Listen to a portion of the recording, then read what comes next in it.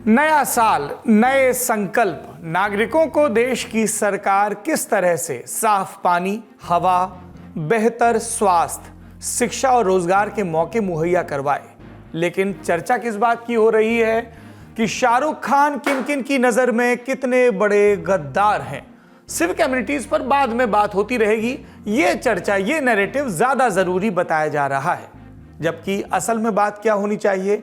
बात यह होनी चाहिए कि जिस शहर को देश में सफाई में लगातार नंबर 1 का अवार्ड मिल रहा है, उस इंदौर में पानी की जो सप्लाई हो रही है वो जहरीली क्यों है, उसमें सीवेज का पानी क्यों मिला हुआ था, लोगों की मौत के कितने दिन बाद प्रशासन और सरकार की नींद खुल रही है।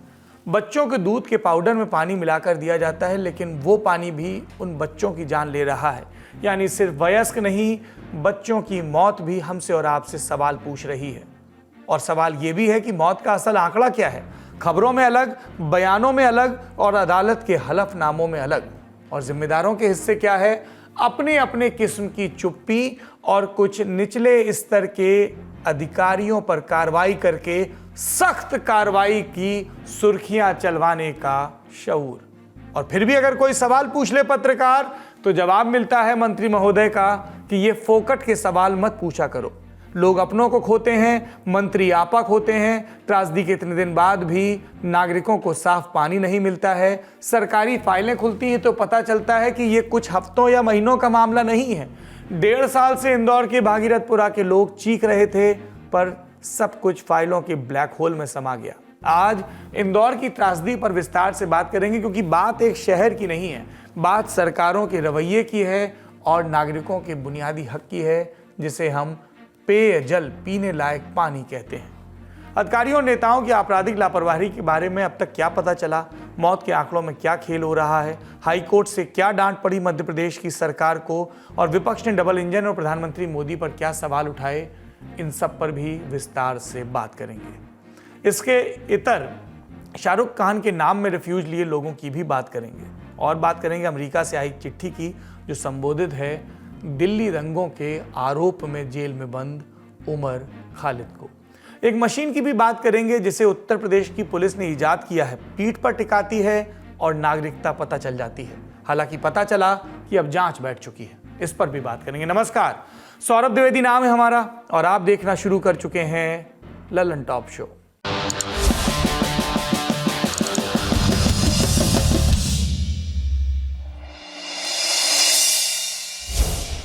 हम उस देश के वासी हैं जहां सिंधु घाटी सभ्यता सिविक मैनेजमेंट यानी नागरिक सेवाओं के प्रबंधन में मील का पत्थर साबित हुई। चौड़ी सड़कें, बढ़िया टाउन प्लानिंग, सफाई की उत्तम व्यवस्था और साफ पानी।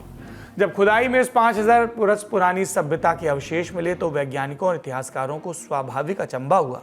लेकिन अब यानी 21वीं सदी का 1/4 वक्त बीत चुका है और देश के एक प्रमुख आर्थिक केंद्र और लगातार सबसे साफ शहर का अवार्ड जीतने वाले इंदौर में दूसरे किस्म का घिनौना अचंभा सामने आ रहा है, क्योंकि जहरीले पानी की वजह से लोग जान गंवा रहे हैं। इसलिए कहा क्योंकि इंदौर के भागीरथपुरा के रहने वाले करीब 32 लोग गंभीर हालत में अभी भी आईसीयू में भर्ती हैं। 1400 लोग अभी भी संक्रमित बताए जा रहे हैं और मौत के आंकड़ों पर अंधेरगर्दी चल रही है। इंदौर के मेयर पुष्यमित्र भार्गव कहते हैं 7 लोगों की मौत हुई। नगर विकास मंत्री और इस भागीरथपुरा इलाके की जो विधानसभा है इंदौर 1, उसके विधायक कैलाश विजय वर्गीय कहते हैं 9 लोग मरे हैं। और जब मध्य प्रदेश की हाईकोर्ट में सरकारी हलफनामा दाखिल होता है तो आंकड़ा बताया जाता है 4 का। और मीडिया रिपोर्ट्स कह रही हैं कि अब तक कम से कम 14 लोगों की मौत हो चुकी है। और इतना सब होने के बाद भी इंदौर के भागीरथपुरा में अभी तक साफ पानी की व्यवस्था नहीं हो पाई है। ये सर, ये जैसे पानी स्टोर करने के लिए कि जैसे जब हमको नल नहीं आए तो हम पानी स्टोर करके रखें और बाद में यूज कर सके। अब आप खुद सोचो, ये देखो, अब ये मेरा स्टोर नहीं है, ये मेरा ये गटर बना हुआ है। अब मैं इस पानी से नहाऊं या खाना बनाऊं या क्या करूं? ये पूरा गटर बन गया है। अब सबके लोगों के घर के बाहर होता है गटर, मेरे घर के अंदर गटर है। अब मैं इसको किस यूज में लूं, आप खुद बताओ। ये मेरे पीने का पानी का नल है। ये पीने का पानी, ये पीने का पानी का नल है, नर्मदा लाइन जिससे आती है, और ये पूरा ये गटर में भरा हुआ है। अब इसको मैं कैसे यूज में लूंगा? एक बार ये देखो, ये पीने का पानी का, ये पीने का पानी इस मोटर के माध्यम से आता है। तो ये हमने डायरेक्ट अभी कनेक्शन कर रखा था कि हम साफ पानी निकाल सके। ये पूरा गंदा पानी आएगा इसमें से, ये गंदा पानी आएगा। और इसी गंदे पानी से बर्तन धुले जाते हैं। क्या करे सर, अब है ही नहीं उसके अलावा चाह रही। ये बाहर से भर के लाए ये साफ पानी हम लोग, कि कम से कम कुछ तो सफाई रहे। अब वो पूरा उसमें तो गटर का पानी भरा हुआ, यूज किसको लेंगे हम? गटर का पानी भरा हुआ है तो आप ये बाहर से मेहनत करके लाके वो पीछे MR4 से भर के लाना पड़ता है पानी हमको, साफ पानी, कि कम से कम कुछ तो हमारा साफ सुथरा हो जाए काम। ये स्थिति आप देखिए, लोग जो है विवश हैं, बाहर से जो है पानी भरकर लोग जो है ला रहे हैं और इस पानी का इस्तेमाल जो है घर के दिनचर्या के लिए किया जा रहा है। और ये पानी मोटर चली है, लेकिन इस सब मोटर जब चली है इस पाइप से गंदा पानी, बोरिंग बंद है, इस कारण पानी नहीं आ रहा। अच्छा फिलहाल हाँ, अभी बोरिंग बंद है। बोरिंग बंद है तो पानी नहीं आ रहा, लेकिन जो पानी घर के इस्तेमाल के लिए जो है रखा जाता है वो पानी इतना दूषित है कि आप अंदाजा नहीं लगा सकते। हमने आपको एक घर की स्थिति दिखाई और ये दूसरे घर की स्थिति है। समझ नहीं आ रहा कि ये पीने का पानी है या नाले का पानी है। घर के अंदर जहां पानी स्टोर किया जाता है वहां पर इस तरह का काला गंदा कीड़े तैरता हुआ पानी पहुंच गया और इसी पानी को पीने से, दूषित पानी पीने से 14 लोगों की मौत हो गई। ये त्रासदी अचानक नहीं बरपी, सरकारी सिस्टम को सब पता था। 10 या 15 दिन की बात नहीं, महीनों से नगर निगम के रिकॉर्ड, हेल्पलाइन का डेटा और वहां के रहवासियों की शिकायतें इसकी तस्दीक करती हैं। इस पर विस्तार से बात करेंगे, पर पहले ताजा अपडेट जानते हैं। आज बड़ा अपडेट आया मध्य प्रदेश के हाईकोर्ट से, जहां इंदौर नगर निगम और राज्य सरकार की क्लास लगी। हाईकोर्ट ने आदेश दिया कि अस्पताल में भर्ती लोगों को सबसे अच्छा इलाज मुहैया कराया जाए, भागीरथपुरा में साफ पानी के टैंकर भेजे जाएं, सबूत के तौर पर इसकी तस्वीरें पेश की जाएं। अगली सुनवाई 6 जनवरी को होगी।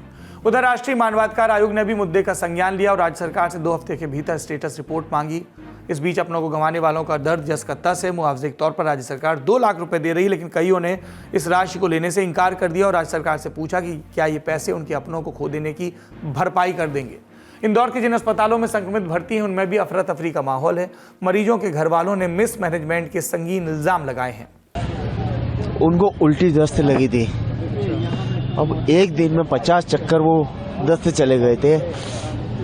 उसके बाद में उल्टी भी कम से कम नहीं करके 60-65 चक्कर हो चुकी थी। और उसके बाद में हम एमआई लेके गए। एमआई में उनको 35 बाटल लग गई थी ग्लूकोज की। अब वहाँ पे आराम नहीं पड़ा तो मेरी बुआ जी मेरे को बोली कि मैं देवास लेके जा रही हूँ। देवास में फिर उन्होंने डॉक्टर ने बोली ये स्वाइन फ्लू वाटर का है, आप तो इंदौर ही लेके जाओ। शासन प्रशासन ने कोई मदद नहीं करी मेरे साथ में, अभी कोई भी नहीं।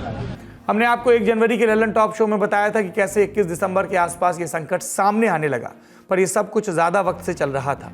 इंडियन एक्सप्रेस में छपी आनंद मोहन की रिपोर्ट के मुताबिक 15 अक्टूबर को भागीरथपुरा में रहने वाले दिनेश भारती ने नोटिस किया कि उनके बोरवेल से बदबूदार पानी आ रहा। नवंबर में एक और स्थानीय निवासी शिवानी थाकले ने एसिड जैसे पानी की शिकायत की। दिसंबर की शुरुआत से शिकायतों में तेजी हुई। 18 दिसंबर को नगर निगम के पास बदबूदार पानी की कई शिकायतें गई। 28 दिसंबर को पता चला कि उल्टी और दस्त के चलते भागीरथपुरा वार्ड नंबर 11 के करीब 90% रहवासी बीमार पड़ गए। फिर मौत की खबरें आने लगी और तब कहीं जाकर प्रशासन अपनी कुंभकर्णी नींद से जागा। शुरुआती जांच में पता चला कि भागीरथपुरा चौकी के पास बना टॉयलेट इस संक्रमण की वजह है। ऐसा क्यों? क्योंकि ये टॉयलेट जिस जगह बना है उसके ठीक नीचे ड्रिंकिंग वाटर की पाइपलाइन जाती है, लेकिन ज्यादा दिक्कत की बात यह है कि टॉयलेट को बिना सेप्टिक टैंक के ही बनाया गया। साथ ही पीने के पानी वाली वाटर लाइन में भी जगह जगह सीपेज था। इस वजह से टॉयलेट से निकला गंदा पानी पीने के पानी में रिस कर मिलता रहा और जहर बनता रहा।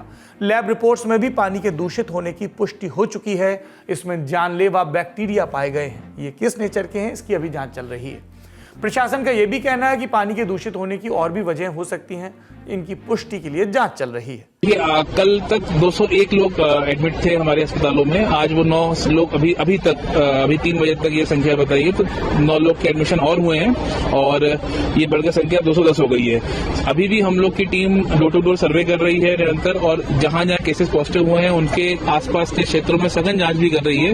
हमारा उद्देश्य इस समय यही है कि ऐसे जो भी लोग जिनके अंदर इसके सिम्टम है उनको हम आइडेंटिफाई करें समय पर और उनको हम लोग तत्काल medical attention, medical care provide करें। लेकिन जांच की बात करता प्रशासन अपनी आपराधिक लापरवाही से मुंह नहीं मोड़ सकता। इंदौर के मेयर पुष्यमित्र भार्गव मीडिया को दिए बयान में स्वीकार कर चुके हैं कि पानी से जुड़ी शिकायतें 2024 से थी। आंकड़े भी गवाही दे रहे थे। अकेले साल 2025 में ही 266 शिकायतें आधिकारिक तौर पर दर्ज हुई। इंदौर मेयर हेल्पलाइन के रिकॉर्ड से पता चलता है कुल 23 शिकायतें भागीरथपुरा से आईं, जिनमें 16 दूषित पानी को लेकर थी, जिनका समाधान निकालने की जिम्मेदारी असिस्टेंट इंजीनियर योगेश जोशी पर डाली गई। 5 मामलों में कुछ काम हुआ, बाकी ठंडे बस्ते में डाल दिए गए। इसी तरह वाटर लाइन में लीकेज को लेकर एक फाइल तैयार की गई। तमाम सर्वे और मीटिंग्स के बाद नवंबर 2024 में तय हुआ कि नई लाइन बिछाई जाएगी और इस काम का टेंडर कब निकला? 9 महीने बाद जुलाई 2025 में। तब तक और चीजें तय हो रही होंगी माननीयों और अधिकारियों के बीच में। और इन सब के बाद प्रोजेक्ट को मंजूरी कब मिली? 26 दिसंबर 2025 के दिन। और इसको महज संयोग मानने में मुश्किल हो सकती है कि प्रोजेक्ट को मंजूरी मौत की खबरें आने के बाद मिली। मीडिया रिपोर्ट्स में उन लोगों के नाम भी लिखे हुए हैं जिनकी जिम्मेदारी तय की जानी चाहिए, जिनसे सवाल पूछे जाने चाहिए। नाम सुनिए: दिलीप यादव निगम आयुक्त, रोहित सिसोनिया अपर आयुक्त, कमल वाघेला निगम पार्षद, पुष्यमित्र भार्गव मेयर, बबलू शर्मा जल कार्य प्रभारी और संजय श्रीवास्तव प्रभारी। इनमें और भी कई नाम जोड़े जा सकते हैं। मसलन इंदौर 1 के विधायक और बीजेपी के वरिष्ठ नेता कैलाश विजयवर्गीय, जो मध्य प्रदेश सरकार में नगर विकास मंत्री हैं, यानी इंदौर नगर निगम का कामकाज भी उनके ही विभाग के अंडर आता है। वो खुद भी इंदौर के मेयर रह चुके हैं। इंदौर के सांसद शंकर लालवानी, ये भी बीजेपी के नेता हैं। जिम्मेदार लोगों की लिस्ट में टॉप पर आएंगे प्रदेश के मुख्यमंत्री मोहन यादव, क्योंकि वो इस व्यवस्था के मुखिया हैं। पर जवाबदेही तब तय होगी जब दोषारोपण का खेल खत्म हो। नेता अधिकारियों पर जिम्मेदारी डाल रहे और अधिकारी नेताओं पर। हर हादसे के बाद लिखी जाने वाली एकदम क्लासिक स्क्रिप्ट। मसलन निगम पार्षद कमल वाघेला ने मुख्यमंत्री मोहन यादव को पत्र लिखकर कहा कि पिछले कई महीनों से वो हालात सुधारने की कोशिश कर रहे थे, पर अधिकारी बात सुन नहीं रहे थे। कहने वाले कह सकते हैं कि जब इस त्रासदी में 5 महीने के दुधमुहे बच्चे की जान जा रही थी, तब पार्षद जी झूला झूल रहे थे। तस्वीर आप अपनी स्क्रीन पर देख सकते हैं। इसी तरह जल कार्य प्रभारी बबलू शर्मा का कहना है कि उन्हें 3 साल से अंदाजा था कि भागीरथपुरा का सीवेज और ड्रेनेज सिस्टम अपनी आखिरी सांसें गिन रहा है। पर सवाल यह है कि जब अंदाजा था तो कुछ किया क्यों नहीं? अलबत्ता जल कार्य प्रभारी जी त्रासदी के वक्त निजी कार्यक्रम में खाना परोस रहे थे। जिम्मेदारियों की और भी तस्वीरें घूमी। कोई चाय पार्टी कर रहा था तो कोई महफिल सजा रहा था, अपनी मूल जिम्मेदारियों से दूर। और सवाल पूछे गए तो जिम्मेदार भड़क गए। कैलाश विजयवर्गीय का वीडियो आपने देखा होगा, जिसमें एक वरिष्ठ रिपोर्टर के सवाल को फोकट का सवाल बताया गया, अपशब्द भी कहे गए। हालांकि विजयवर्गीय ने बाद में खेद जताया। और अब इसी सब को लेकर विपक्ष हमलावर है। मध्य प्रदेश के अलग अलग शहरों में कांग्रेस के कार्यकर्ता प्रदर्शन कर रहे हैं। तो जनवरी की सुबह पार्टी सांसद और लोकसभा में नेता प्रतिपक्ष राहुल गांधी ने एक्सपर्ट सवाल पूछा कि पीने के पानी में सीवर कैसे मिला, समय रहते सप्लाई क्यों नहीं बंद हुई, जिम्मेदार अफसरों नेताओं पर कार्रवाई कब होगी। मध्य प्रदेश अब कुशासन का एपिसेंटर बन चुका है। कहीं खांसी की सिरप से मौत, कहीं सरकारी अस्पताल में बच्चों की जान लेने वाले चूहे, और जब जब गरीब मरते हैं मोदी जी हमेशा की तरह खामोश रहते हैं। दूसरे विपक्षी नेताओं ने भी सवाल उठाए। देश के सबसे स्वच्छ शहर में काफी लंबे समय से गंदे पानी की शिकायत आ रही थी। ये एक दिन का मामला नहीं है, कृपा करके जांच कर लीजिए आप। ये लंबी शिकायतों का मामला है। उस गंदे पानी की शिकायत का काफी लंबे समय से मामला चल रहा था। करीब करीब हजारों की संख्या में लोग बीमार हो रहे थे गंदा पानी पी पी के। बच्चों की जान चली गई। हम 8, 10, 12, 14 आंकड़े में बताते हैं। वो बच्चे थे, चिराग थे अपने घरों के, वो आंकड़ा नहीं थे। वो सरकार के लिए आंकड़ा होंगे, हमारी आपकी बहस के लिए आंकड़ा होंगे, अपने परिवार के लिए उनका नाम आंकड़ा नहीं है। और उसके बाद जो मैंने एक मंत्री महोदय का व्यवहार देखा, उससे तो मुझे स्पष्ट हो गया कि पारिस्थितिक स्वच्छता बेहद आवश्यक है, लेकिन उससे ज्यादा जरूरी है मानसिक स्वच्छता।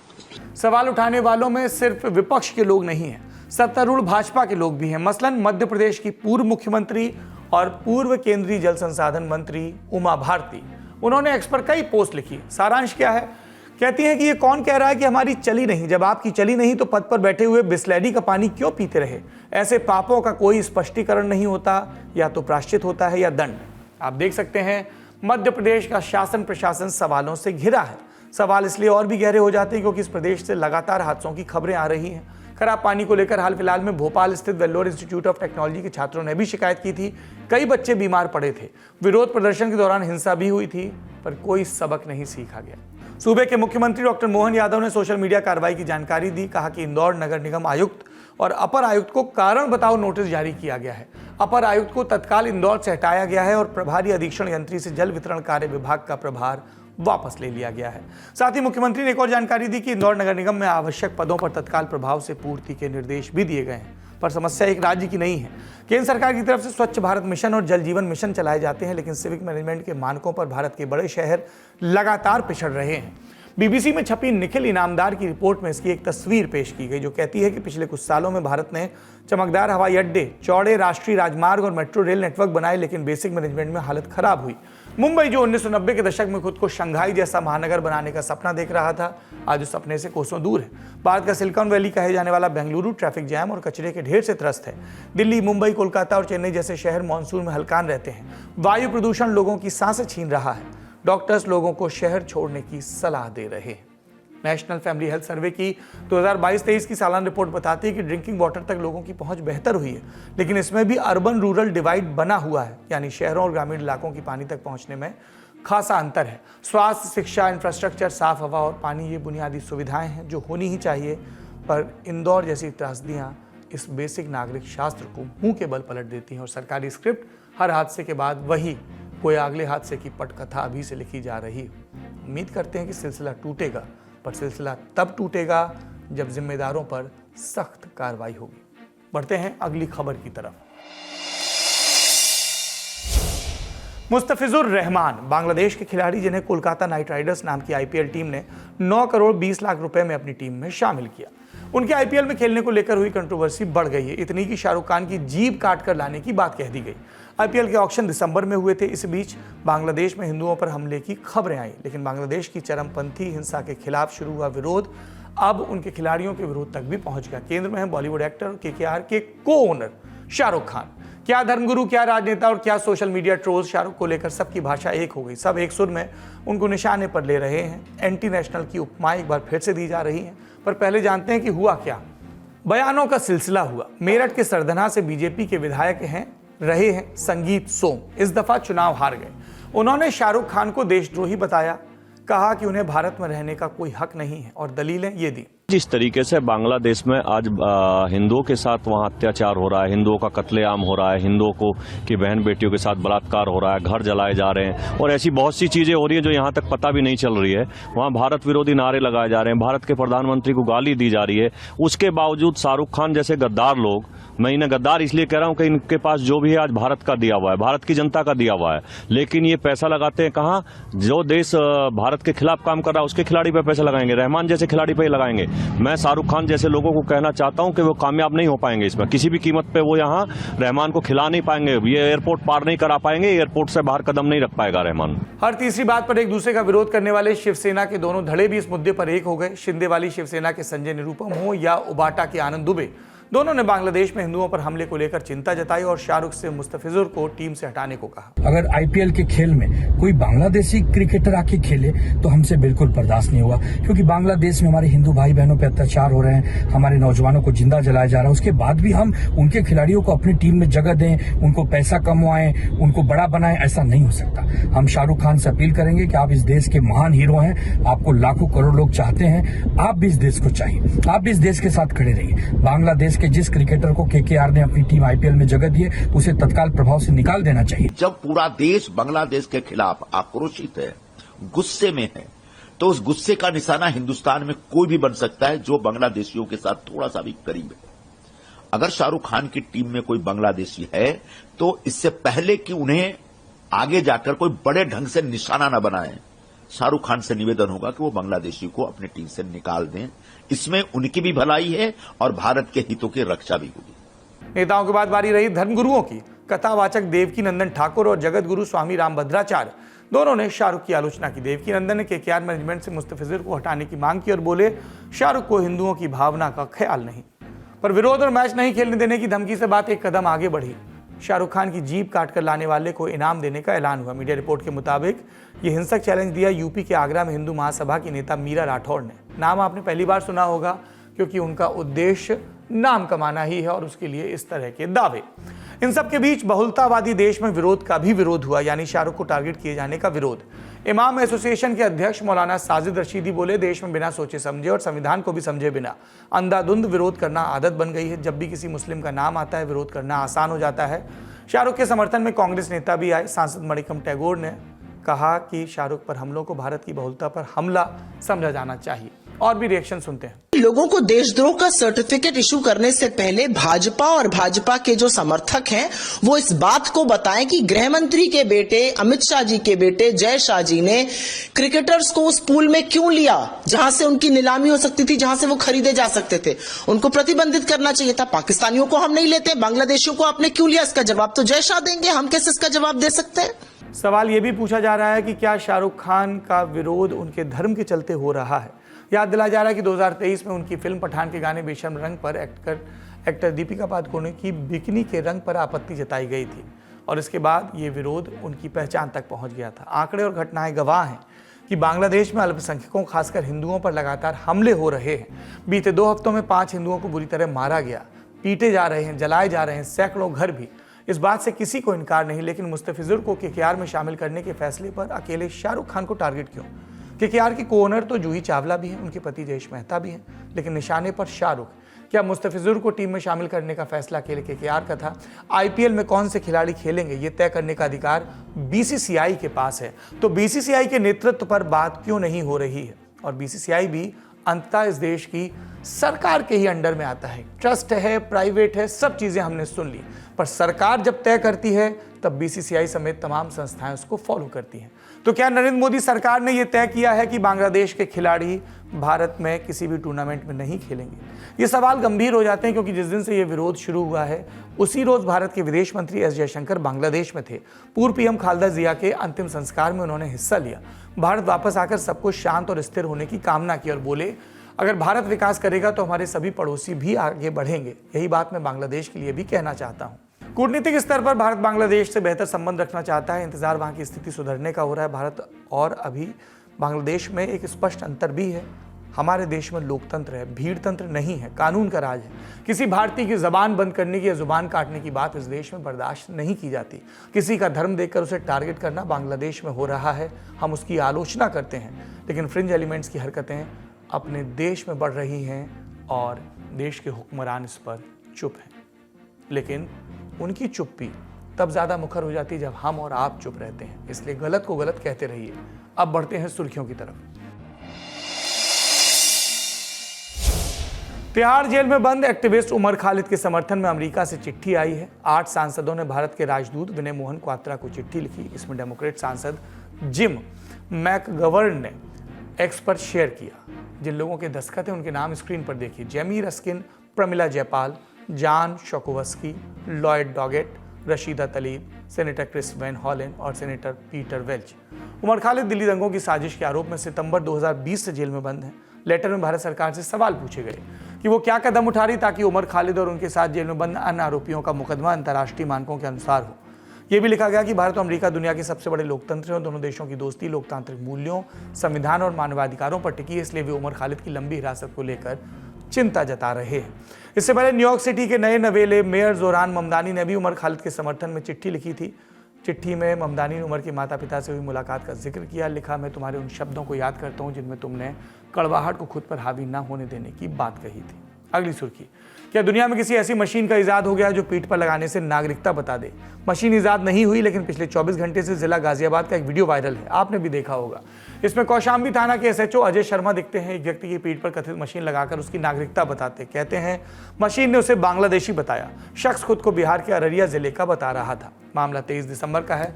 कौशाम्बी थाना क्षेत्र के भोवापुर स्लम्स और बिहारी मार्केट इलाके में पुलिस का सर्च ऑपरेशन हुआ। मकसद रोहिंग्या और अवैध बांग्लादेशी नागरिकों की पहचान करना। इस दौरान झुग्गियों में पहचान पत्रों की जांच हो रही थी। वीडियो वायरल हुआ तो बहस शुरू हुई। गाजियाबाद से होता मामला लखनऊ पहुंचा और जांच के आदेश दिए गए। गाजियाबाद पुलिस अफसरों से जानकारी मांगी गई। जांच में जो भी आया, लेकिन यूपी पुलिस की एक बार फिर से किरकिरी हो रही है। दैनिक भास्कर से बातचीत में man of the moment SHO Ajay Sharma ने पूरे प्रकरण को ही मजाक बताया और बोले, ऐसी कोई मशीन नहीं है। मैं तो हंसते हुए बोल रहा था कि सही बताओ नहीं तो मशीन बता देगी। मेरा मकसद सिर्फ सच जानना था, इरादा गलत नहीं था। सवाल कही है, क्या ये सिर्फ पुलिसिया जांच के दांवपेच थे? नकली सख्ती दिखाकर सब सच पता करने की कोशिश? सीरियस जॉब के समय हुआ हंसी मजाक जो आउट ऑफ प्रोपोर्शन वायरल हो गया, या कुछ गंभीर? उम्मीद है जांच से पता चलेगा। आज का ललन टॉप शो यहीं समाप्त होता है। अपना और अपनों का ख्याल रखिए। मुलाकातों का सिलसिला चलता रहेगा। शुभ रात्रि। मौसम ठंडा हो सकता है मगर मस्ती ठंडी नहीं होनी चाहिए। नए साल में रजाई में कुनमुनाते हुए दुबकना नहीं है। शुरुआत होगी बहुत सारे फन के साथ। दिन होगा शनिवार का। 10 जनवरी 2026 को आपके फेवरेट स्टार्स के साथ पटना के बापू सभागार में जमेगा लल्लन टॉप का बिहार अड्डा। खेली जाएगी क्विज, आएगा बहुत मजा। और यहाँ आने के लिए आपको सिर्फ फ्री में रजिस्ट्रेशन कराना है। So what are you waiting for? thelalantop.com पर जाइए, बैनर पर क्लिक कीजिए और आ जाइए बिहार अड्डा में।